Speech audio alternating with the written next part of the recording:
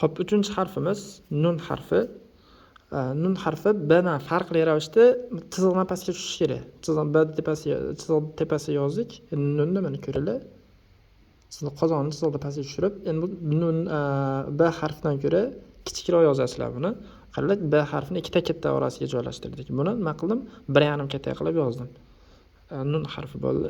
Bu qaysi ko'rinishi bo'ldi? So'z alohida shakli bo'ldi.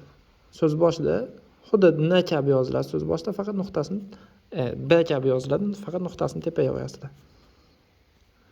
So'z boshida bu so'z o'rtasidagi shakllar ham xuddi shunaqa B kabi yoziladi. So'z oxirida bo'lsa buni bu shaklda. Sizlar nima qildinglar? Qator hamma katta to'ldirasizlar. Ikkita katta to'ldiringlar. Eng kamida ikkita katta to'ldirib jo'natinglar menga.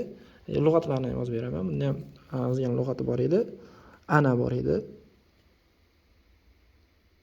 Tepadan pastga tushdik. Ana. Hop. Banna un bor edi. Sal qiyinroq so'zimiz. Banna. Hamzani ham yozamiz. Banna un. Ibn un bor edi yana.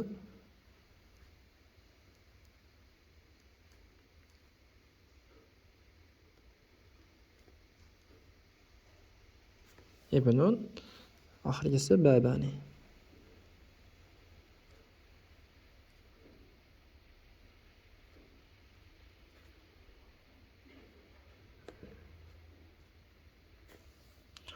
Shu shaklda bu so'zlarni ham yozishlar kerak bo'ladi. Qator bir yo'l to'ldirishlar kerak bo'ladi. Kamida 4 ta yozishlar kerak bo'ladi shunga.